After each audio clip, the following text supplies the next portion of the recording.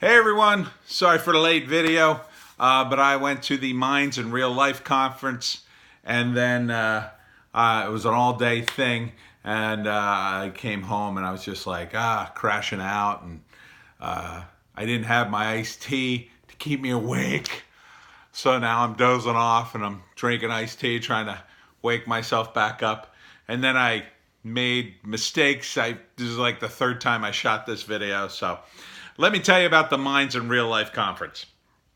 It was pretty cool. Originally, it was supposed to be in Pittman, New Jersey, in case you hadn't heard. And the Antifa idiots got wind of it. And my understanding is they harassed the venue, calls, and I think they hacked their Facebook profile or something. Anyhow, I guess it scared the owners. They pulled out. So now the organizers are probably going to sue the theater, which unfortunately, I think you made a mistake there, Pittman Theater on Broadway. Should have stuck to your guns, because first off, I don't think those Antifa morons were really serious about doing anything other than showing up and being stupid. And I think the Pittman police would have taken care of them easily.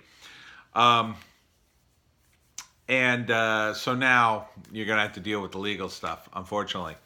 It's a shame. Now, a little bit about Pittman. Pittman, back in the day when me and my friends used to drive around South Jersey, was kind of a dump. No offense to the people of Pittman. It's now a really nice town. A lot of the towns in South Jersey revitalized themselves after they skirted the Jersey draconian liquor laws by opening breweries and wineries and offering samplings. So that's all these cool places opened up, and there's shops, and now there's art and culture and bookshops and all kinds of things in Pittman. So Pittman's cool now. I like it. It's got a great burrito place that I like. I've done signing at the comic book store, at a bookstore there. Both went very well. I couldn't go to the after party for this event, which is in Pittman at the brewery there. Kudos to the brewery for sticking to their guns. The owner of the brewery, I think it's called Humans Brewery, showed up at the conference, and everybody applauded her for sticking to her guns. So she's getting blasted online, apparently. So please support the breweries in Pittman that hosted this event. But the event itself was great. One of the panelists who I wasn't really all that familiar with is Rucka Ali, who I'd heard the name before. I don't think I've seen any of his videos, but I definitely got to check him out. He was really cool, very libertarian in his belief system, and he was on a couple of panels, very funny. One of the Jimmy Dore guys, one of the comedians, was there, who I don't agree with on his views on capitalism, but he was very funny and people were very polite. Most people were applauded, no problem, and that was great. Andy No, the reporter who got attacked by Antifa, was there, talked about his experience. That was pretty cool. Not the experience, of course, but him talking. Tim Pool and Sargon of Akkad were there. I got to meet them briefly in between panels, which was nice. I shook their hands and told them I was a big fan, and I gave them a thing for Wokistan, which, partially their videos helped inspire that book. So I hope the guys will check. I'm happy to send them a free copy. I've tried to contact them. It was hard to talk. So many people wanted to see them, but they were nice enough to take a flyer and say, "Oh, I'll check this out." I do that too, and at comic book conventions and stuff. And I try to check it out if I can. I know they're incredibly busy. If you guys don't get to check it out, I understand. But if you somehow get wind of this video, I'm totally sending you a free book. But they were both great. I believe, what the heck was their, I forget what their panel was specifically. Do I still have the flyer in my pocket? No, I think I threw it in the other room.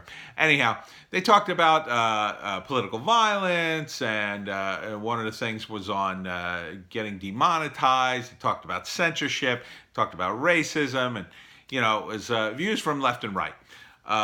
people of color, women, this idea it was a group of fascists that the Antifa, I mean, it's just totally ridiculous. Because the main speaker, the big guns, was Daryl Davis.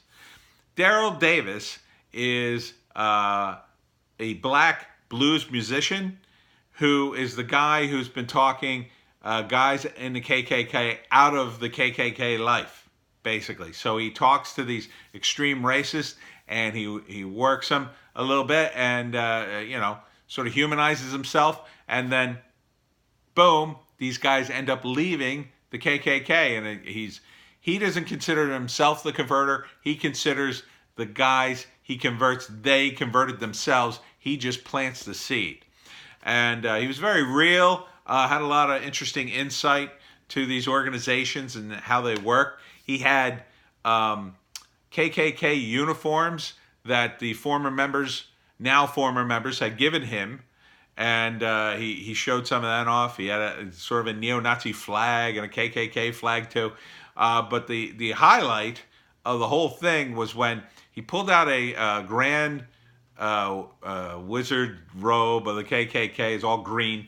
And he said, the guys in the KKK don't make money from being in the KKK. So they all have jobs. They might get a little stipend or something from club dues, but he says it's not enough to live on. So he starts unbuttoning the robe, and there's a uniform underneath. Now, I'm immediately thinking like some hillbilly guy, and that's going to be a funny thing that, it's going to be like a gas station attendant uniform because, like, they're all poor, right? Well, he takes the robe off, and it's a policeman's uniform from Baltimore. Here, the Grand Dragon of the KKK that he had converted was a police officer, a working police officer in Baltimore. Not just any police officer, but in a major city in the United States, Baltimore. And the topper is, he said, now he's one of my best friends. So what an amazing story that Daryl Davis has helped, really, just by talking to these guys and establishing a dialogue. He was able to end extremism in all these people. I mean, it's just amazing. What an amazing guy. And he was very open and honest. He said that's very important in your talks, to be open and honest. So one moment he said something like, people ask me, and I'm going to answer the question right now. They always ask me this. He goes, yes, I did try on the robe. So he tried on the KKK robe, the hood and everything. He said I looked too stupid, so I took it off. So, it was a really interesting set of panels with great speakers. I shot some footage, but I didn't really like how it came out. I'm not a very good cameraman on my phone yet. I didn't bring this tripod, which is also a selfie stick. But it kind of wasn't an appropriate venue. The good news is Minds has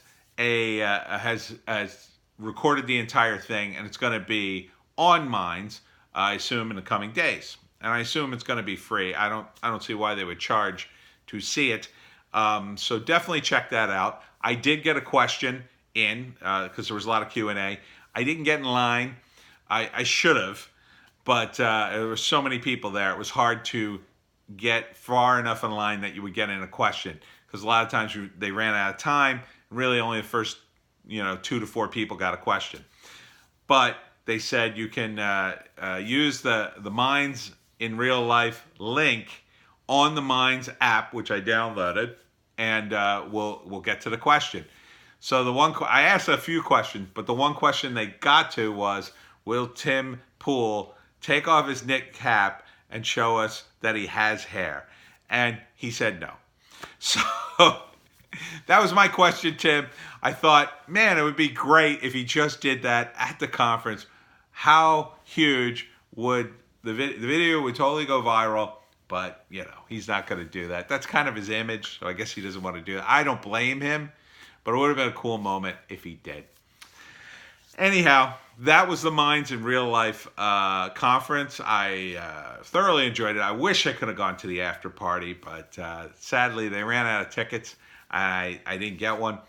I hope everything went well in Pittman.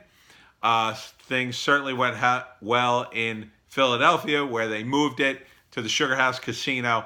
And if you've ever been to a casino in South Jersey or in Philadelphia, you know security is tight. They weren't going to tolerate a bunch of Antifa morons walking in and, wrecking the place. No way. There's plenty of security.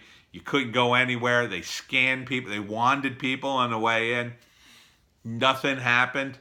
Everybody had a great time. There was no scuffles. People talked. There was a little debate thing going on in the hall where you could debate just sort of random people, and they would have topics and discussion. And there were left and right people at this event. So a great time was had by all, despite the naysayers. So let that be a lesson to you. It's okay to talk. Dialogue between people, even people who disagree, is a good thing. Thank you, Minds, and I look forward to another event, and I hope you will have another one in South Jersey somewhere, maybe in Pittman or maybe somewhere nearby. That's it for me. See you next time.